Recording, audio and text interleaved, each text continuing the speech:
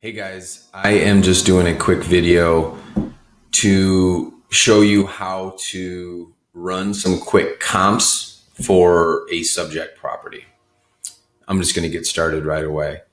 So you're going to go up to the search here in the upper left, and I'm going to go to modern search. Modern and classic, it's a transition to a new user interface, and everything's going to be modern soon anyway, so I use it for everything. But you go to modern. This home is a detached single family home.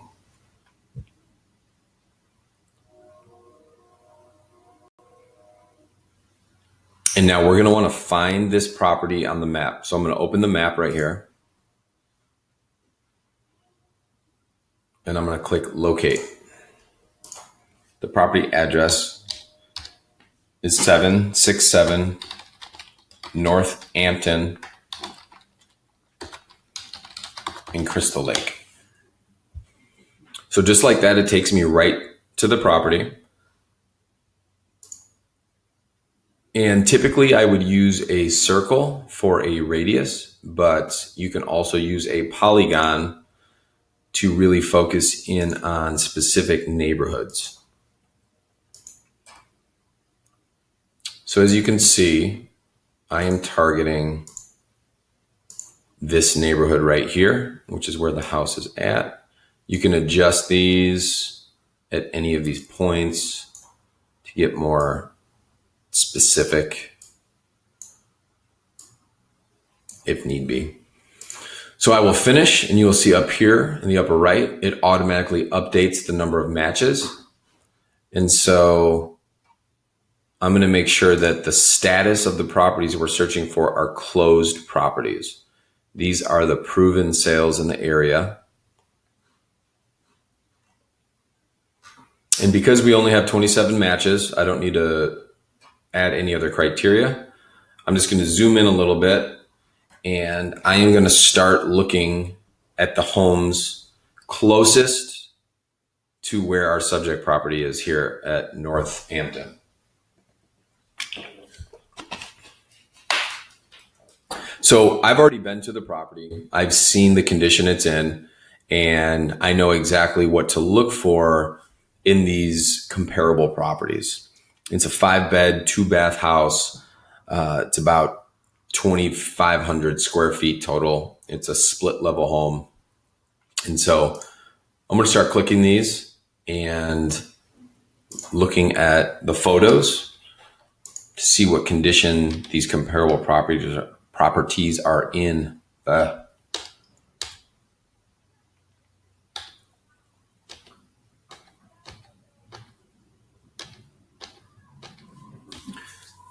So this one isn't a bad comp.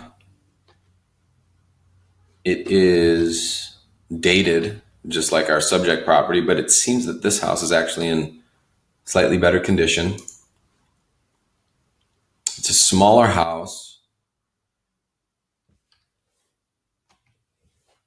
So I'm going to calculate price per square foot by taking 180,000 and dividing it by 2042, which gives us $88 a square foot.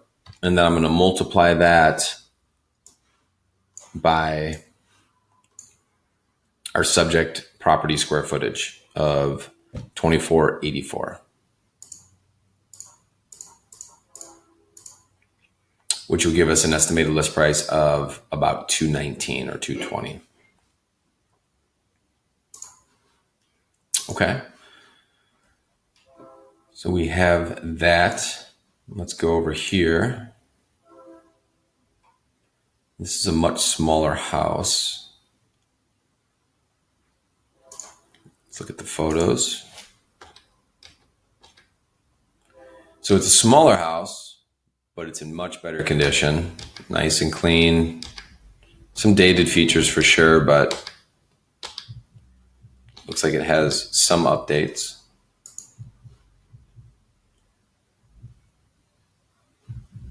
Okay, I'm liking that 220 number still. You know what? I want to look at properties on a list here, because I want to look at some split level properties in this area. So here's a split level. not too far.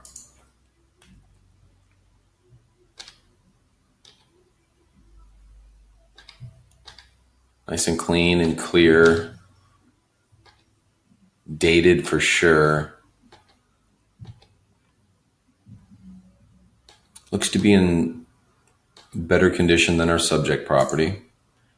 And this one sold for $175. So I'm going to calculate 175 divided by the square footage of 1702.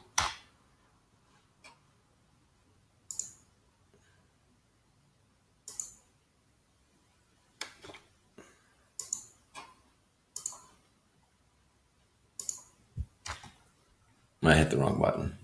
175 divided by 1702 equals basically 103 a square foot. Let's multiply that by 2484, which is our subject property. Takes us up to 255. Like I said, this comparable is in a little bit better condition, and it's a smaller house, so it commands a higher price per square foot. So I'm still liking our 220 price. So now that I kind of used three comparables at this point to kind of target around a 220 valuation, more or less. So what I'm going to do next is I'm going to go to that 220 price point and see how realistic that is based on what's closed. So I'm going to click this one. This one's roughly the same square feet as our subject property, but it is in much, much better condition. So that's not good for our subject property.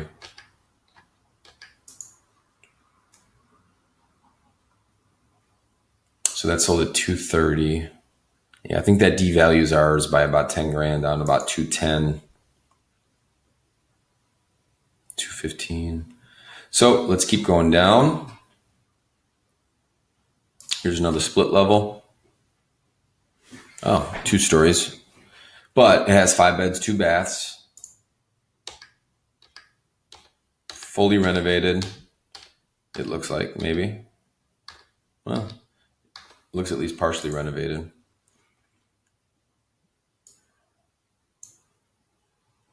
And it's a smaller house, but it's in much better condition.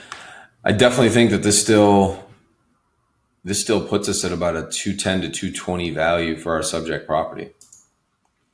Let's look at one more.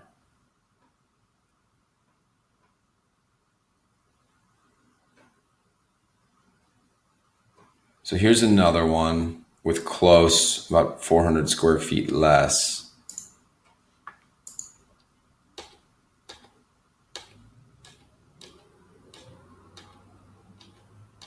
Well, the photos suck, that's for sure. So some updates, some datedness. 202, 500. So what I'm going to do is I'm going to do one more calculation here. 202, 500 divided by the square footage, 2042, gives us $99 a square foot. Let's multiply that by 2484, which is our subject property square footage, gives us 246.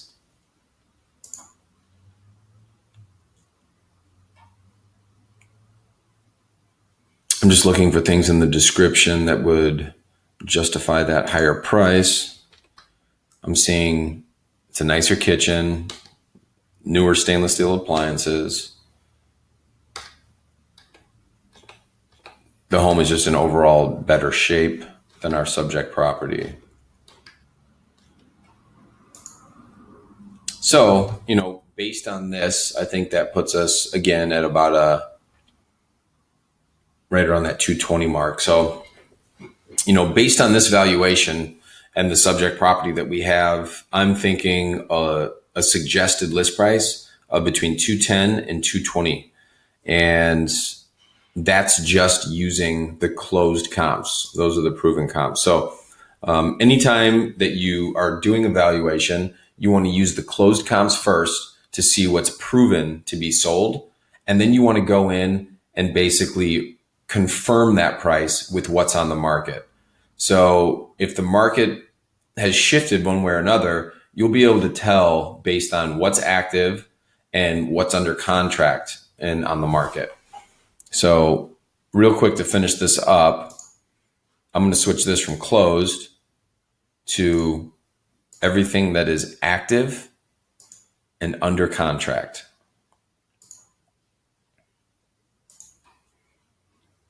Which gives us 31 matches. And now let's go down to that price point we came up with, right around that 210 to 220.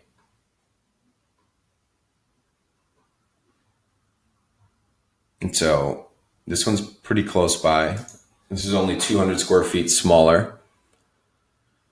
It's listed at 220, split level, just like our subject property, but clean, open, looks like it's been updated, much better condition. So this definitely proves that our list price is going to have to be closer to 210 to compete with what's on the market.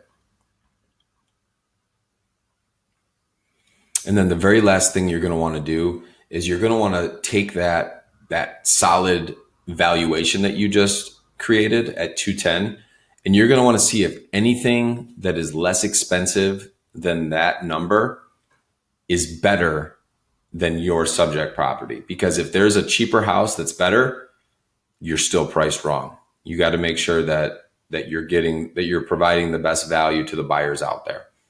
So if we're at 210, we need to be competing with this other house that's listed at 210.